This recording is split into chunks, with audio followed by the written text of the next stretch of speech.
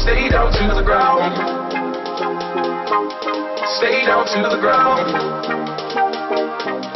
Stay down to the ground, ground, ground, ground, ground, ground, ground, ground, ground. Stay down to the dancing, upright, oh, dancing, upright, oh, dancing, they all make, oh, dancing, right, oh, make, oh, dancing, upright, oh, dancing, upright, oh, dancing, they all make, oh, dancing. What's up, everybody? It's Erie Heat TV. Today I'm going to do my top 10 coasters at Carowinds. Now, finally, I've had the chance to make this video. I do have a couple honorable mentions, though. First, we have Wilderness Run. It's an E.F. Miller kiddie coaster manufactured in 1998, and let me tell you this. Wilderness Run surprised me with the amount of airtime I got for a kiddie coaster. I was towards the back, and I got some flagector moments. I must say, that was quite intense for a kiddie coaster, but I'm not going to put it in my top 10 because obviously it's a kiddie coaster, and I just don't really think it's fair to rank kiddie coasters. Next, we have Kiddyhawk, which I believe is a Vekoma suspended swinging coaster. It is meant for family, and I will say it is jerky. It is not as painful as I thought it would be, but it's definitely jerky, and it's a kiddie coaster, so this is one of the reasons why it will not be in the list. And also, we have Vortex. Now, you know I despise stand-up coasters, and you know I'm not a fan of Green Lantern at Six Flags Great Adventure. I will say that Vortex isn't as painful as Green Lantern, but it is still not enjoyable to ride, which is why it's not going to be in the top 10, because I just don't like B&M stand-up coasters in general. They are painful. So without further ado, let's start the top 10. Coming in at number 10, we have Ricochet. Now, Ricochet is manufactured by Mock Rides. It's a Wild Mouse, and it is a Wild Mouse. Wild Mouses, to me, are just not enjoyable. However, this is not as bad as the other ones I've ridden, especially at my home park, which is just absolute garbage. But it's low because it's a Wild Mouse. I mean, what do you expect? And number 9, we have the Flying Cobras, formerly known as the Carolina Cobra. Now, I will say that it is one of the better Vekoma boomerangs I've ridden, and they have the vest restraints, which is nice, but it's a Vekoma boomerang.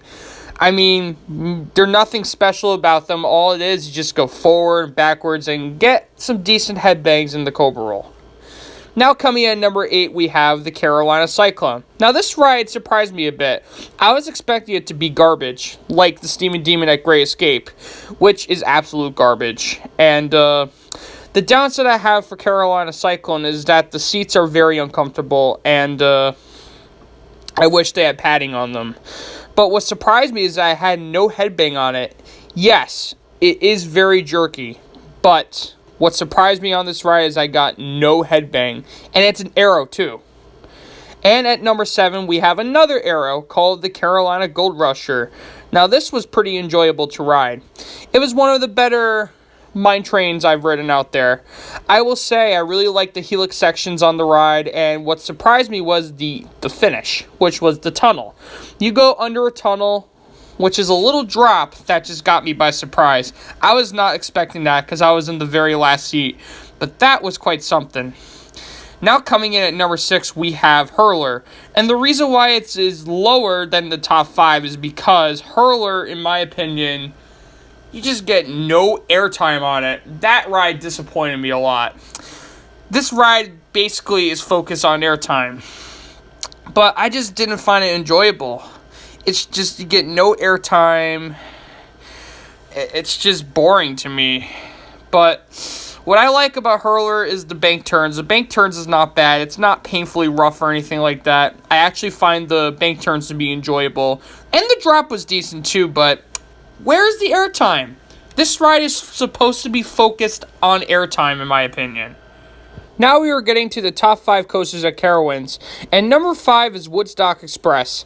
Let me tell you, Woodstock Express surprised me with the amount of airtime moments I got. This is a family PTC wooden coaster, and yes, this is better than Hurler because you get airtime on this ride, and I mean serious airtime. I got ejected on Woodstock Express, and it literally reminds me of a mini Phoenix. And Phoenix at Knoebels is, you get really good ejector moments, and this just reminds me of a tiny Phoenix. It's the restraints are like buzz bars pretty much. At number 4, we have Afterburn, and I haven't ridden many B&M inverts out there, and Afterburn happens to be my favorite B&M invert, and it's number 4 on the list for top 5 at Carowinds. Afterburn is a lot of fun, very smooth, and it is so intense that I grayed out on this B&M. I didn't expect it to be that intense. I grayed out in the Batwing elements. That ride is awesome, and it is definitely one of the best B&Ms out there in my opinion. And now at number 3 we have Intimidator, and the enthusiast calls it the Intimidator because there are lots of trims on the airtime hills, but this B&M Hyper is awesome in my opinion. I got lots of good floater moments, and my night ride on Intimidator was a lot of fun.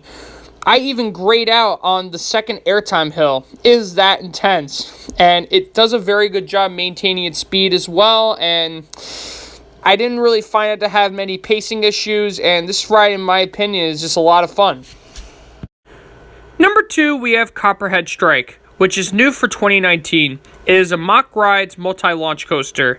Let me tell you about this ride. This ride is a lot of fun to ride. I love the hang time moments and the ejector moments you get as well.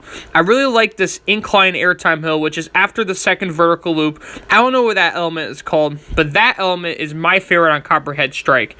You get some serious ejector on that element. And also the JoJo roll really shines in this ride as well. I've never experienced this amount of hang time on that element. That is serious hang time. This is the most hang time I've ever gotten on any coaster. And finally, at number 1, Fury 325, a B&M Giga Coaster. Fury 325 is voted to be one of the best steel coasters in the world by Golden Ticket Awards. It has won first place in 2016, 2017, and 2018. And let me tell you, this ride is absolutely incredible. I can see why it's voted to be one of the best steel coasters in the world. The drop is incredible. I got ejected on the drop. The speed is very good, 95 miles an hour. Absolutely blew me out of the water. On nearly all my rides on Fury, I was in tears. It was that intense. I didn't even expect to get ejector on Fury. I thought this was going to be just based on floater because I've only got floater moments on B&M rides. But Fury is a different story. I got lots of ejector moments on Fury, and the best ride, in my opinion, was at night in the front row. I even got Last Train of the Night in the front on Fury on my second day at Carowinds, and boy, that was a great experience. In my opinion, I prefer the front over the back, but both back and front are good too. But the front is just, that's where I just get grayed out, and I was in a lot of tears too because it's that intense. Man, it is a coaster you can get overhyped on though, but I was not overhyped on it. So that was my top 10 coasters at Carowinds. Thanks for watching, guys. Please comment, subscribe below, and as always, peace out.